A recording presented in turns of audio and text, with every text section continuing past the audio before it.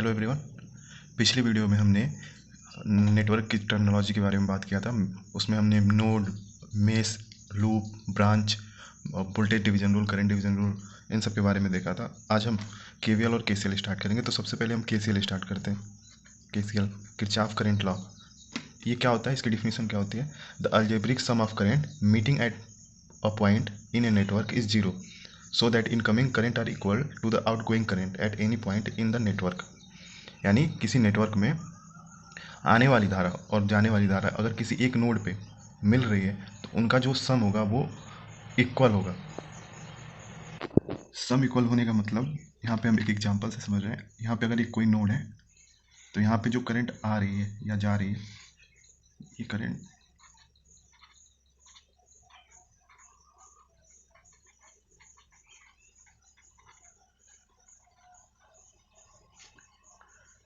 अब इसमें हम देखते हैं नोड की तरफ कितनी करंट आ रही है। तो नोड की तरफ I1 आ रही है, I3, I5 प्लस I6।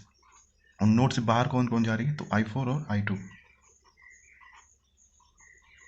तो ये आने वाली धारा और नोड से जाने वाली धारा का जो सम होता है वो इक्वल होता है। तो इसका एक फार्मूला हम ऐसे लिख सकते हैं, summation I in plus summation I out equal to zero. ये केसीएल के लिए एक फार्मूला हो सकता है, यानी नोड पे आने वाली धारा इक्वल टू नोड से जाने वाली धारा, या इन दोनों का जो सम होगा वो जीरो के बराबर होगा। आगे देखते हैं। इसमें अगर नंबर ऑफ केसीएल इक्वेशन निकालना है, किसी सर्किट में नंबर ऑफ केसीएल इक्वेशन निकालना है, तो नोड माइनस वन कर देने पे उस सर्किट में कितना केसीएल इक्वेशन बनेगा वो हमें पता चल जाएगा। आप अगर वो पिछली वीडियो जिसमें वो नेटवर्क के बेसिक टर्मिनोलॉजी के बारे में बात की गई है, अगर आपने नहीं देखा है तो इस वीडियो को एक बार फिर से देख लें, क्योंकि आगे जो भी सर्किट सॉल्व होंगे उसमें उन सब का काफ़ी इंपॉर्टेंट रोल है। कैसे हम नोड को डिसाइड करेंगे, नोड कैसे किसी सर्किट में कहाँ कहाँ नोड मानेंगे, कैसे रेजिस्टेंस को ऐड करते हैं, तो ये सब वो पिछली वीडियो में मैंने पूरी डिटेल में बताया। तो प्लीज़ उस वीडियो को एक बार ज़रूर देखें। अब आगे देखते हैं क्वेश्चन। जो फर्स्ट क्वेश्चन है वो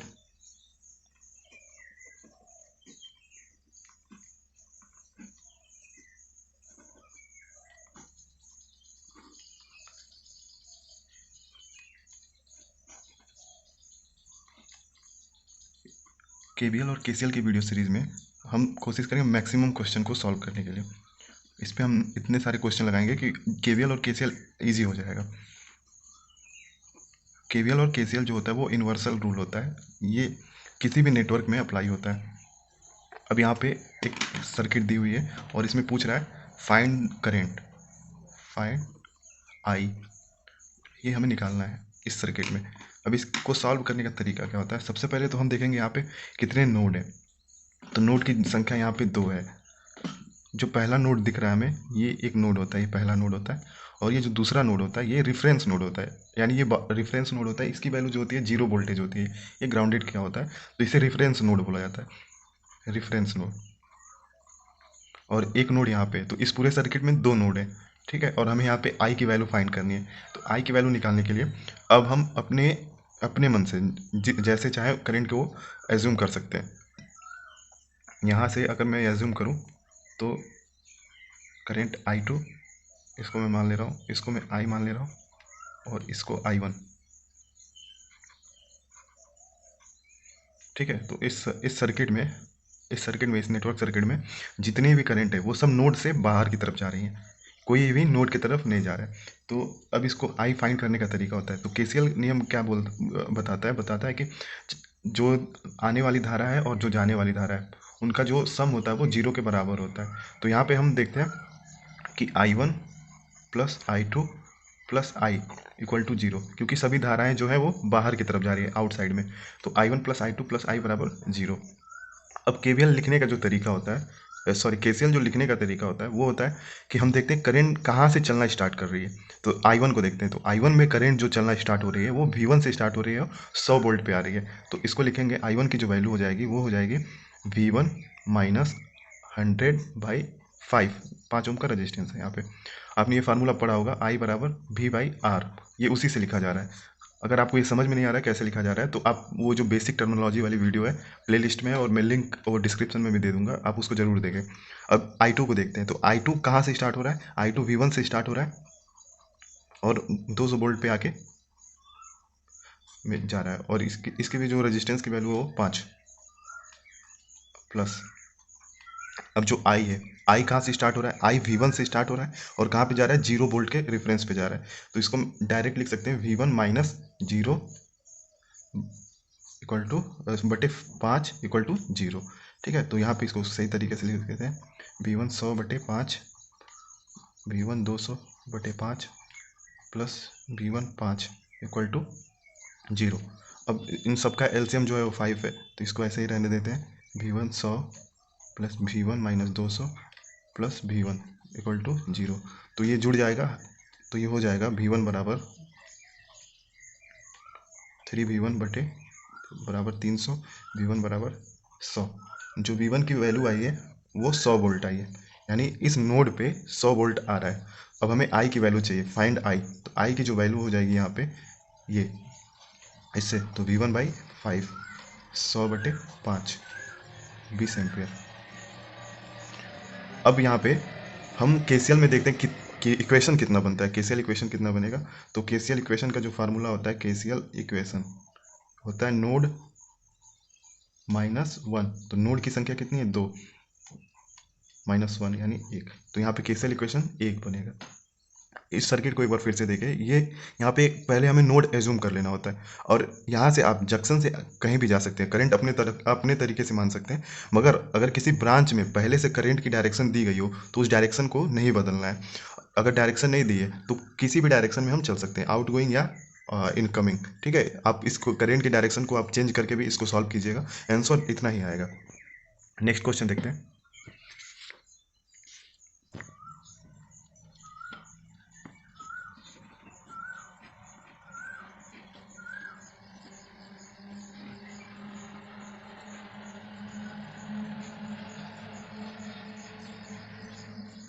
अगर अभी तक आपने केवल KVL KCL पढ़ा है, उस पर न्यूमेरिकल सॉल्व नहीं किया है, तो इस वीडियो को देख के आप न्यूमेरिकल सॉल्व करना भी सीख जाएंगे। और इस वीडियो में आप बहुत सारे न्यूमेरिकल पाएंगे। मैं लगभग 50 न्यूमेरिकल इस वीडियो में सॉल्व करूंगा।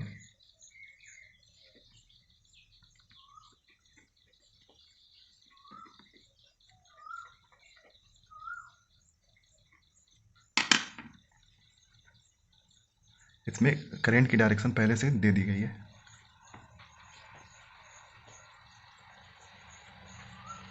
और इसमें पूछ रहा है फाइंड I1, I2, I3। अब इसमें हम करंट की डायरेक्शन को चेंज नहीं कर सकते, क्योंकि ये पहले में क्वेश्चन में पहले से दिया हुआ है। ठीक है, तो अब यहाँ पे KCL लगाते हैं, अप्लाई KCL। यहाँ पे जो नोड है, अभी यहाँ पे 2 ही नोड है, एक नोड यहाँ पे रेफरेंस नोड और एक नोड यहाँ पे। तो इस नोड को मान लेते हैं V1, और ये रेफरेंस नोड है तो ये 0 होगा। अब देखते हैं यहाँ पे रेफरेंस नोड लगाते हैं और देखते हैं कि नोड की तरफ कितनी धाराएं आ रही है। तो नोड की तरफ जो धारा आ रही है मतलब I1 और ये I2, तो ये दोनों नोड पे आके मिल रहे हैं, I1 प्लस I2। और नोड से बाहर कौन जा रहा है? केवल I3 नोड से बाहर जा रहा है। तो आने वाली धारा इक्वल टू जाने वाली धारा। अब देखते हैं कि करंट कहाँ से चलना स्टार्ट कर रहा है। तो I1 के लिए देखते हैं। तो I1 में जो करंट चलना स्टार्ट कर रहा है वो 200 वोल्ट से चलना स्टार्ट कर रहा है। तो 200 माइनस कहाँ पे जाके रुक रहा है? V1 पे।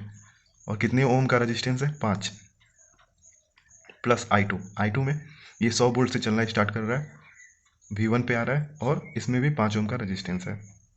I3 पे देखते हैं। तो I3 जो है वो V1 से स्टार्ट कर रहा है चलना और 50 वोल्ट पे आ रहा है। तो ये हो जाएगा V1 माइनस 50। अब यहाँ पे -0 भी इसको कर सकते हैं, मगर इसको लिखने का कोई मतलब नहीं है। क्यों? क्योंकि ये 0 वोल्ट का नोड है, तो यहाँ पे रेफरेंस 0 है। यहाँ पे -0 भी आप कर सकते हैं, मगर इसका कोई रोल नहीं होता है, तो इसको लिखते नहीं है इक्वेशन में। तो ये एक इक्वेशन बन गया। अब इस इक्वेशन को सॉल्व करना है, तो यहाँ पे एलसीएम ले लेते हैं 10।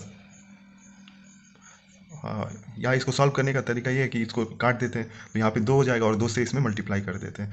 तो 2 से इसको कैंसिल करने के बाद यहाँ पे बचेगा 2, 5 कॉमन हो जाएगा इसमें, तो ये कट के यहाँ पे बचेगा 2, और 2 से इसमें मल्टीप्लाई कर देते हैं। तो ये हो जाएगा 400 minus 2V1 plus 200 minus 2V1 equal to V1 minus 50। अब इसको सॉल्व करते हैं। V1 को उस साइड ले जाते हैं और नंबर को इस साइड पे, तो ये 2 2 4 और ये 1V1 इधर आके हो जाएगा 5V1 इक्वल टू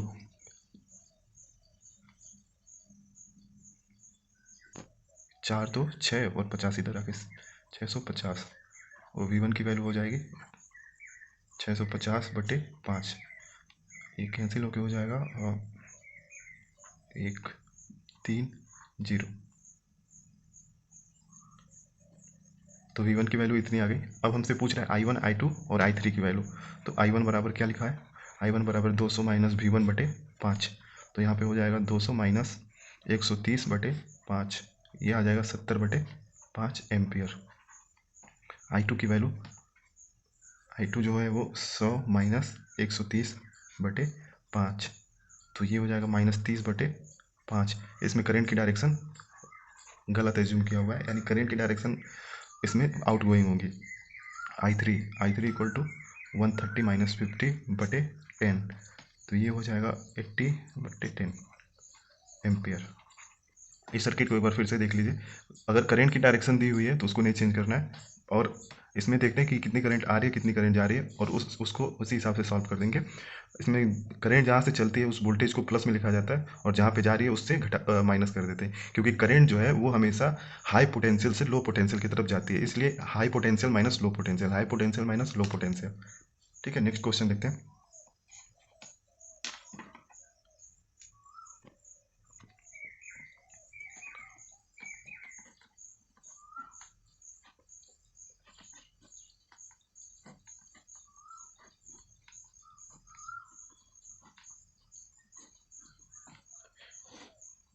ये एक फार्मूला ही है, इसको क्वेश्चन के जैसे सॉल्व करके इसको समझ लेंगे। यहाँ पे रेजिस्टेंस दिया हुआ है R1 R2 R3 R4। अब यहाँ पे सबसे पहले हमें नोड डिसाइड करना है। तो मैं पिछले वीडियो में बताया था, ऐसा हो तो ये जो यहाँ पे जो दिख रहा है ये केवल एक ही नोड होता है, ये नोड की संख्या यहाँ पे 1 होगी, क्योंकि यहाँ पे कोई और पैसिव एलिमेंट यहाँ पे जुड़ा नहीं है। ठीक है, तो ये नोड की संख्या यहाँ पे केवल एक होगी। इस नोड को वी ए मान लेते हैं और करंट की डायरेक्शन को डिसाइड करते हैं। ये I1 करंट इधर जा रहा है, इस ब्रांच में I2 करंट, इसमें I3 और इसमें I4 करंट। तो ऐसा अगर नेटवर्क दिया हो तो कैसे इसको नेटवर्क को लिखते हैं, तो देखते हैं नोड पे कितनी धाराएं आ रही है इस नोड पे। तो इस नोड पे I1 प्लस I4 आ रहा है, और इस नोड से कितनी धारा बाहर जा रही है, तो I2 प्लस I3 बाहर जा रहा है। तो इसको लिखने का जो तरीका होगा I1, तो I1 जो है वो कहाँ से स्टार्ट हो रहा है, वो E1 से स्टार्ट हो रहा है और VA पे ख़त्म हो रहा है, और इसके बीच जो रेजिस्टेंस है वो R1 है, प्लस I4 को, तो I4 जो है वो E2 से स्टार्ट हो रहा है और VA पे जा रहा है, और इसके बीच जो रेजिस्टेंस है वो R4।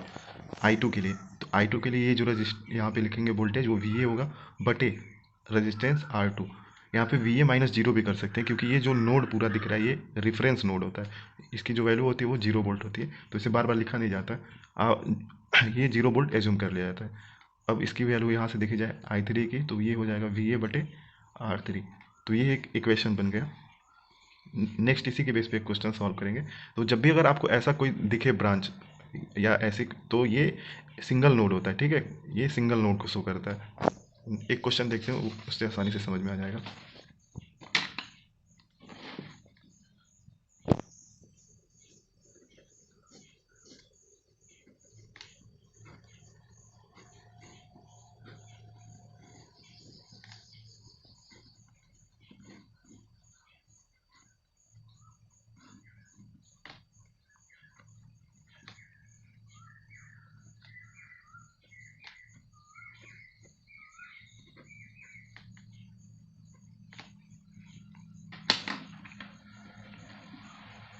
अब इस सर्किट को सॉल्व करते हैं। तो यहाँ पे जो नोड की संख्या है वो एक ही है, इसको एज्यूम कर लेते हैं ये VA नोड है, ये दोनों नोड VA है।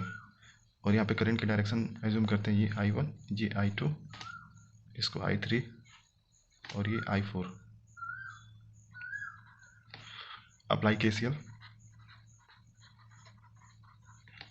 देखते हैं नोड पे कितनी धारा आ रही है। तो नोड पे I3 प्लस I4 आ रहा है, और नोड से बाहर जो है वो I1 प्लस I2 जा रहा है। तो अब यहाँ पे KCL लगाते हैं। तो I3 के लिए जो लिखेंगे वो वैल्यू हो जाएगी 200 माइनस VA, यहाँ से I3 निकल रहा है और VA पे आ रहा है, बीच में रजिस्टेंस है 2 ओम का, तो ये 2 ओम का रजिस्टेंस। I4 के लिए 100 minus V A, resistance 2 ohm. I1 के लिए वी ए बाई 4, I2 के लिए वी ए बाई 4। इनको सॉल्व करते हैं और इनका एलसीएम लेते हैं, तो एलसीएम 4 होगा, तो इसको सॉल्व करने पे कॉमन करके ये कट जाएगा, तो यहाँ पे केवल आएगा 2। मल्टीप्लाई करते हैं यहाँ पे, तो ये हो जाएगा 400 minus 2 V A plus 200 minus 2 V A equal to 2 V A. इसको ऐड करते हैं तो ये हो जाएगा 600 और इधर जाके ये हो जाएगा 6 वी ए, तो वी ए की वैल्यू जो आएगी वो 100 वोल्ट। अब यहाँ से हम I1 I2 और I3 I4 जो भी दिया हो उसे निकाल सकते हैं। यहाँ पे भी केसीएल इक्वेशन एक ही बनेगा, क्योंकि नोड की संख्या यहाँ पे 2 दी हुई है, तो केसीएल इक्वेशन यहाँ पे भी एक ही बनेगा। नेक्स्ट क्वेश्चन देखते हैं।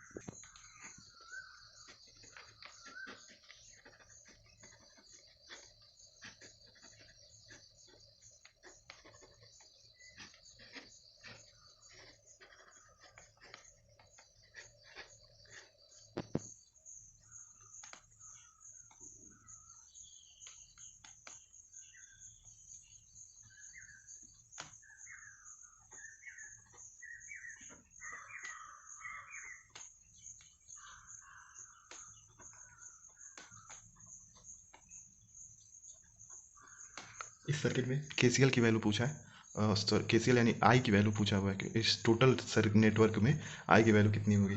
तो आई की वैल्यू निकालने के लिए हमें सबसे पहले इसमें आर इक्विवेलेंट निकालना होगा, टोटल रेजिस्टेंस को ऐड करना होगा। तो रेजिस्टेंस को ऐड करने के लिए यहाँ पे देखते हैं, जैसे ये जो रेजिस्टेंस है ये सीरीज़ में है और ये जो भी रेजिस्टेंस है ये इसके पैरेलल में, तो ये ऐड कर देंगे इसको, तो ये हो जाएगा 15 और ये 5 20। अब ये 20 और ये 40 इसको ऐड कर देंगे, तो ये हो जाएगा सीरीज में है, तो इसकी जो वैल्यू आएगी वो आएगी 20। अब ये 20 और ये 40 ये इसके समांतर क्रम में, तो जब इसका आर इक्विवेलेंट निकालते हैं इनके लिए इनको जब सॉल्व करते हैं तो आर जो होगा इन दोनों रेजिस्टेंस के लिए 20 गुणे 40 बटे 20 प्लस 40, तो 20 गुणे 40 बटे 60, एक जीरो से एक जीरो कैंसिल और ये कैंसिल हो जाएगा, तो 2 3 और ये हो जाएगा 10, तो ये हो जाएगा 40 बटे 3। यानी अब इस सर्किट को सॉल्व करने के बाद जो वैल्यू आई है वो आई है 40 बटे 3। अब ये और ये तीनों रेजिस्टेंस एक दूसरे के समांतर क्रम में सीरीज में जुड़ गए, तो इनको ऐड करते हैं। आर बराबर 4 + 6 + 40 बटे 3, तो ये हो जाएगा 10। अब ये जो टोटल है ये रेजिस्टेंस सब ऐड हो गए, अब केवल एक रेजिस्टेंस बच रहा है 10 ओम का, तो ये इसके साथ सीरीज में जुड़ा हुआ है, तो ये हो जाएगा 33.33 ओम। अब हमें निकालना है आई की वैल्यू, तो आई इक्वल टू होगा, हम एजम्पशन ले लेते हैं कि ये 100 वोल्ट दिख रहा है और ये 40 वोल्ट, तो करंट का जो फ्लो होगा वो 100 - 40 होगा, तो इसको मान लेते हैं E1 - E2 बटे आर इक्वलेंट टोटल रेजिस्टेंस। तो E1 की वैल्यू है 100 - 40 33.33, तो इसकी जो वैल्यू आएगी वो इसका आंसर होगा। तो इसकी वैल्यू 1 मिनट में कैलकुलेट करके बता रहा हूँ, 1.8 एम्पियर। तो इस तरह से हम इसको सॉल्व कर सकते हैं। नेक्स्ट क्वेश्चन देखते हैं, बहुत अच्छा क्वेश्चन है नेक्स्ट।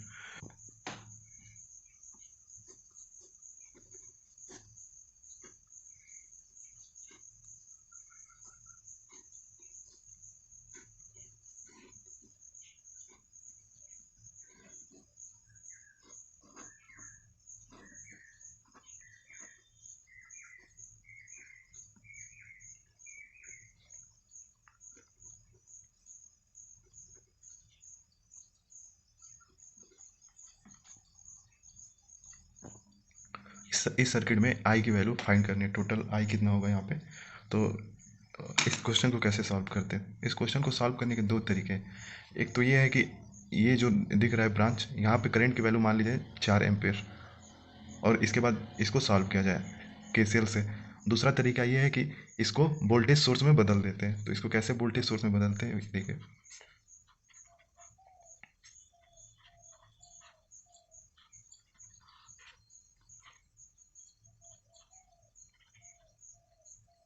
अब ये 4 एम्पेयर की जो करंट है वो इसके साथ डायरेक्ट जुड़ी हुई है, इस वाले रेजिस्टेंस के साथ डायरेक्ट जुड़ी हुई है, तो इसको मल्टीप्लाई करेंगे जब, तो जैसे V इक्वल टू होता है I इंटू R, तो ये हो जाएगा 15 × 4 यानी 60 वोल्ट हो जाएगा यहाँ पे। तो ये जो रेजिस्टेंस है यहाँ पे, इसको मैं ऐसे कन्वर्ट करके लिख सकता हूँ ±60 वोल्ट, और ये 15 ओम का रेजिस्टेंस, एक सर्किट ऐसे बदल जाएगी। अब यहाँ पे KCL अप्लाई करते हैं तो आसानी से KCL फाइंड कर सकते हैं। तो ये जो नोड है, ये नोड V1 है, इस नोड को V1 मानते हैं। अब यहाँ पे KCL अप्लाई करते हैं, तो यहाँ पे KCL आप यहाँ पे करंट की डायरेक्शन दी नहीं हुई, तो आप कैसे भी करंट की डायरेक्शन को एज्यूम कर सकते हैं। तो मैं एज्यूम कर रहा हूँ कि I1 जो है V1 से निकल रहा है, I2 इधर से, और I3 जो है यहाँ से बाहर जा रहा है। तो I1 + I2 + I3 equal to 0। आप करंट की डायरेक्शन कुछ भी ले सकते हैं, जब करंट की डायरेक्शन ना दिया हो तो करंट की डायरेक्शन कुछ भी ले सकते हैं।